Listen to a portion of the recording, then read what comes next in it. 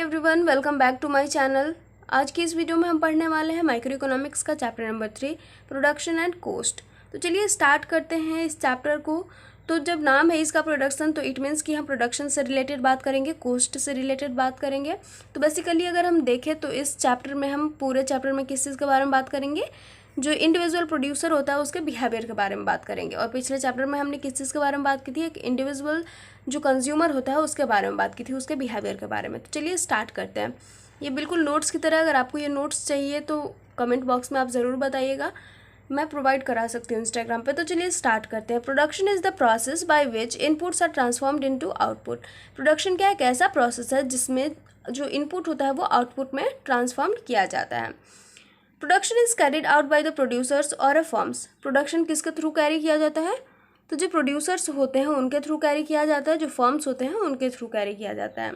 तो आप देखेंगे कि जो इस चैप्टर है या फिर ये माइक्रो इकोनॉमिक्स का बुक है, तो इसमें जो प्रोड्यूसर होता है उसकी जगह पे फर्म्स भी यूज किया हुआ होता है।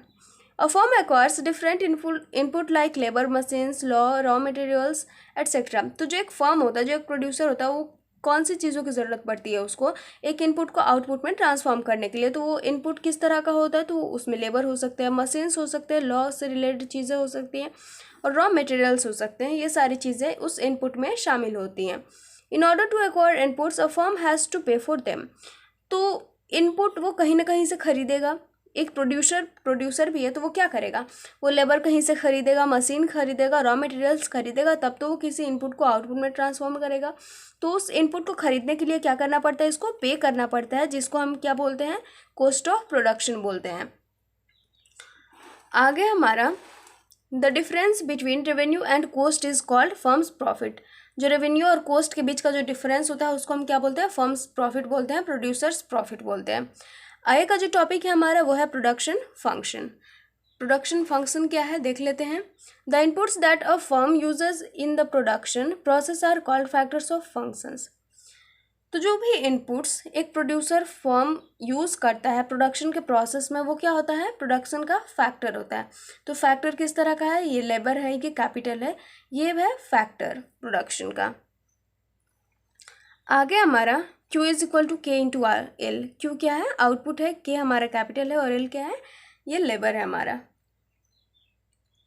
ये हम ऐसे करके क्या निकाल सकते हैं, ऐसे करके हम पूरी की पूरी आउटपुट निकाल सकते हैं कि जो भी हमारा लेबर था वो कितना लगा, कितने घंटे टाइम लगे, क्या क्या चीज़ें लगी, ये सारी चीज़ें करके हम जो आउटपुट का कॉस्ट है वो निकाल सकते हैं। आगे हमारा the cost run and long run, sorry the cost run नहीं, the short run and the long run, ये है हमारा टॉपिक। तो शॉर्ट रन क्या होता है, where one factor of production is fixed. यहाँ पे कोई भी एक फैक्टर फिक्स्ड होता है, जैसे कि हम लेबर की बात कर ले या कैपिटल, इन दोनों की बात करें हम, तो इनमें से कोई एक क्या होता है, इनमें से कोई एक फिक्स होता है, इनमें कोई चेंजेस नहीं होता है। This is the time period of fewer than 4 और 6 मंथ। ये जो टाइम लेता है शॉर्ट रन, वो कितने का लेता है, वो 4 या 6 मंथ लेता है। आगे हमारा लॉन्ग रन। लॉन्ग रन क्या है, where all factors of production of a firm are variable. यहाँ पे क्या होता है, जितने भी फैक्टर्स होते हैं प्रोडक्शन के, वो सारे क्या होते हैं, वो वेरिएबल होते हैं, कांस्टेंट बिल्कुल भी नहीं होता है, फिर फिक्स नहीं होते हैं। टाइम पीरियड क्या होता है इनका, ग्रेटर देन 4 to 6 मंथ, या 4 और 6 मंथ से ज़्यादा होते हैं। मीन्स हम बोल सकते हैं कि वो कुछ सेवरल ईयर्स के लिए हो सकते हैं। Total product, average product and marginal product, ये हमारा नेक्स्ट टॉपिक है। तो ये बिल्कुल नोट्स की तरह हम इसको बस पढ़ रहे हैं और समझ रहे हैं। और अगर आपने अब तक चैनल को सब्सक्राइब नहीं किया तो पहले जाकर के सब्सक्राइब कर लो, ताकि आगे की आने वाली वीडियोस भी मिलती रहें। तो टोटल प्रोडक्ट हमारा क्या है, it refers to the total amount of output that firms produces with a given period utilising given outputs. तो टोटल प्रोडक्ट क्या है, टोटल प्रोडक्ट वो टोटल अमाउंट को रेफर करता है जिसमें कि जो आउटपुट है उसको प्रोड्यूस करता है फर्म्स। ठीक है, जो प्रोड्यूसर है वो किस तरह से प्रोड्यूस करता है, तो उसको जो टाइम दिया जाता है, जो भी इनपुट्स होते हैं उसके पास, उसका यूज़ करके उस आउटपुट को प्रोड्यूस करता है, तो उसका नाम क्या हो जाता है, टोटल प्रोडक्ट हम बोलते हैं। Total product is equal to होता है प्रोडक्ट इनटू लेबर। आगे हमारा एवरेज प्रोडक्ट। एवरेज प्रोडक्ट क्या है, average product is defined as the output per unit. Per unit कितना आउटपुट है उसको हम क्या बोलते हैं, एवरेज प्रोडक्ट बोलते हैं। तो average product is equal to होता है टोटल प्रोडक्ट अपॉन लेबर। आगे हमारा मार्जिनल प्रोडक्ट। मार्जिनल प्रोडक्ट क्या है? Marginal product of an input is defined as the change in output per unit of change in the particular input when all other inputs are held constant. तो marginal product of an input किस चीज़ को define करता है? तो output में जो per unit जो भी चेंजेस आते हैं उसको डिफाइन करता है। और ये चेंजेस कैसे आएंगे आउटपुट में? तो जब हम उसमें कोई पार्टिकुलर इनपुट ऐड करेंगे, एडिशनल इनपुट ऐड करेंगे, तब जा कर के क्या होगा, आउटपुट में चेंजेस होगा। और उसके अलावा जो बाकी के इनपुट्स होंगे वो क्या होंगे, वो कांस्टेंट होंगे। तो मार्जिनल कहने से ही हमें समझ में आ रहा है, क्योंकि हमने मार्जिनल पिछली वीडियो में भी पढ़ा था। इसमें क्या होता है, इसमें हम किसी एडिशनल चीज़ को ऐड करते हैं तब जा कर के वो मार्जिनल होता है।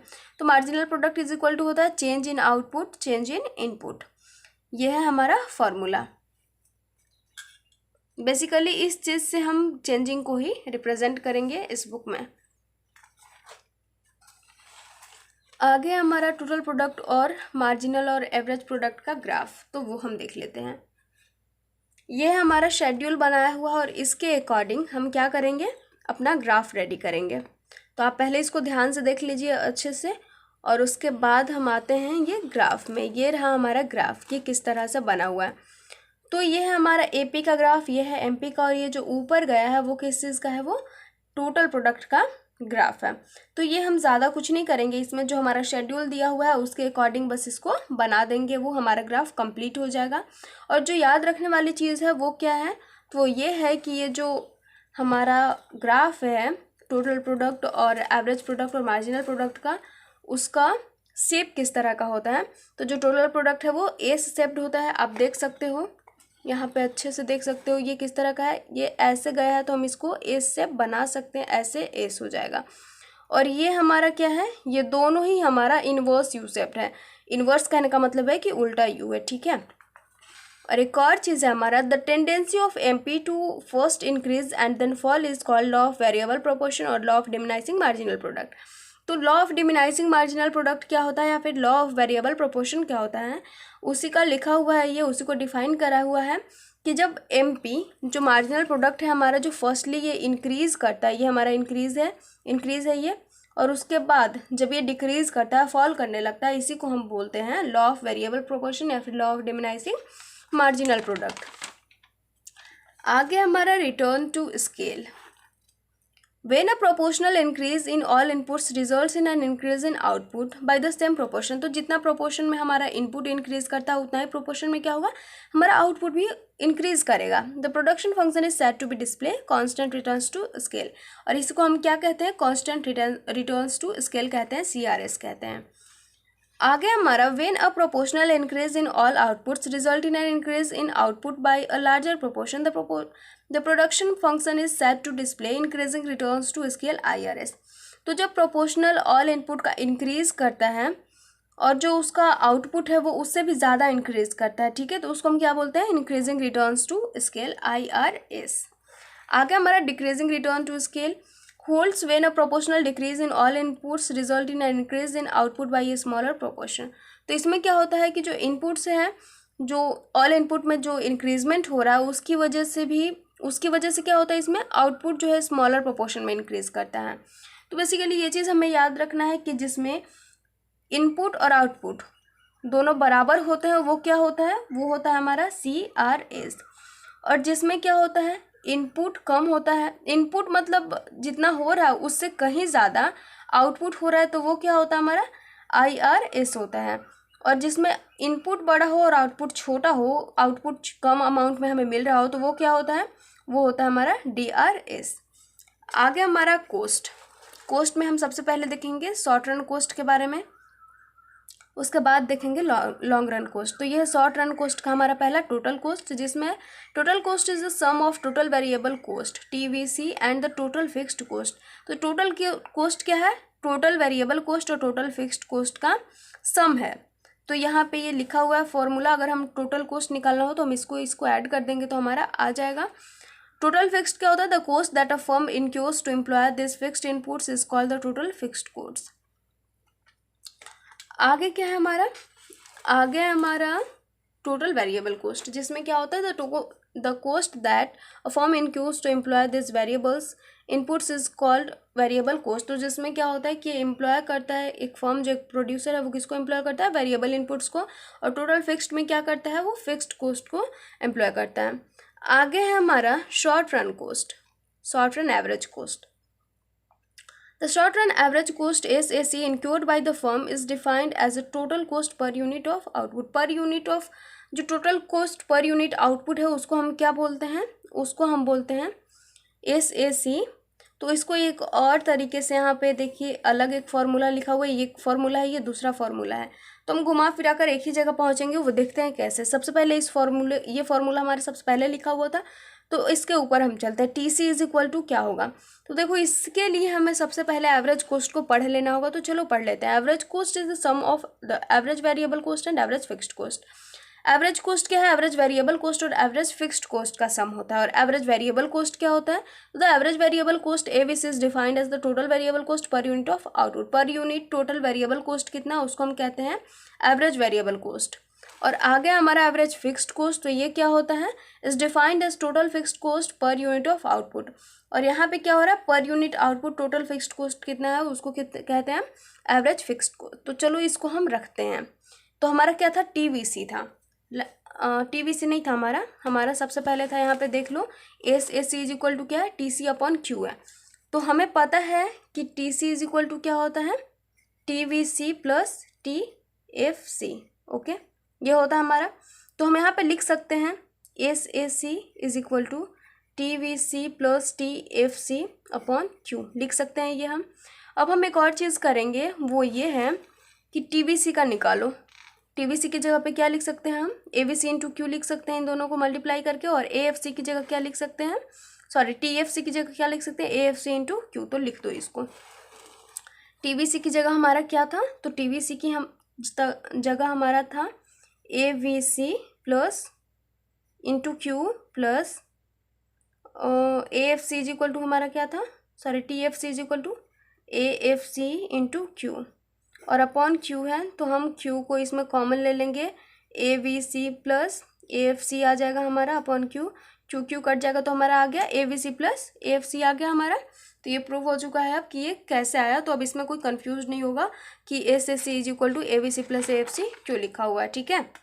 आगे चलो हम बढ़ते हैं, जिसमें हमारा शॉर्ट रन मार्जिनल कोस्ट। तो इसमें क्या हो रहा है, इसमें हो रहा है the short run marginal cost SMC is defined as change in total cost per unit of change in output. इसमें क्या होता है, टोटल कोस्ट में चेंज होता है, per unit of change in output दोनों में ही चेंज होता है इसमें। तो यहाँ पे फॉर्मूला भी लिखा हुआ है कि change in total cost upon change in total output, where ये जो delta represent the change in value of variable. तो यहाँ पे SMC short marginal cost, short run average cost और एवरेज वेरिएबल कोस्ट का बनाया हुआ है। आप देख सकते हो सबसे ऊपर कौन है, शॉर्ट रन मार्जिनल कोस्ट है, उसके बाद हमारा है SAC एंड देन क्या है हमारा AVC। ये बस बनाया हुआ है सी ग्राफ, आप देख सकते हो एक बार इसको। आगे हमारा long run cost. Long run cost refers to the time period in which all factors of production are variable. तुमने लॉन्ग रन को पहले भी देखा है, जिसमें क्या होता है सारे के सारे फैक्टर्स वेरिएबल होते हैं। तो यहाँ पे क्या, जितने भी फैक्टर्स होते हैं प्रोडक्शन के वो सारे वेरिएबल होते हैं, फिक्स्ड बिल्कुल भी नहीं होते, इसमें चेंजेस होते रहता है। आगे हमारा long run cost LRTC। Long run total cost refers to the minimum cost at which given level of output can be produce. तो लॉन्ग रन टोटल कोस्ट क्या रिफर करता है, तो मिनिमम कोस्ट को रिफर करता है जिसमें कि given level of output can be produce, उसमें जो आउटपुट होता है वो प्रोड्यूस होते हैं जितना भी गिवन होता है। LTC is always less than और equal to short run total cost. ये क्या होता है, या तो ये STC के इक्वल होगा या फिर उससे कम होगा, but it is never more than short run cost. LTC long run total cost कभी भी शॉर्ट रन कोस्ट से ज़्यादा नहीं होगा, ये याद रखना है। आगे हमारा long run average cost LRAC। ये क्या होता है, यू शेप्ड होता है। Long run average cost is equal to long run total cost divided by the level of output. LRAC क्या होता है, टोटल कोस्ट अपॉन आउटपुट। आगे है हमारा टोटल रन मार्जिनल कॉस्ट। ये भी क्या होता है, यू शेप्ड होता है। Long run marginal cost is defined as added cost of producing an additional unit of commodity when all inputs are variable. तो इसमें क्या होता है कि इसमें एडिशनल यूनिट ऑफ कमोडिटी को ऐड करते हैं किसी भी चीज़ को प्रोड्यूस करने के लिए, और बाकी के जितने भी इनपुट्स होते हैं वो वेरिएबल होते हैं। तो मार्जिनल कॉस्ट में हम हमेशा पढ़ते ही आ रहे हैं कि इसमें हमें किसी भी एडिशनल चीज़ को ऐड करना पड़ता है। तो गाइज इस चैप्टर हमारा ख़त्म हो गया। नोट्स से हमने इसको पढ़ लिया है अच्छे से, तो आपको आई होप अच्छे से समझ में आ गया होगा। अगर समझ में आ गया तो लाइक कीजिए, कमेंट कीजिए और शेयर भी कीजिएगा, और साथ में सब्सक्राइब भी कर दीजिए ताकि आपको आगे के आने वाली वीडियोस मिलती रहे। So thank you so much, मिलते हैं नेक्स्ट वीडियो में।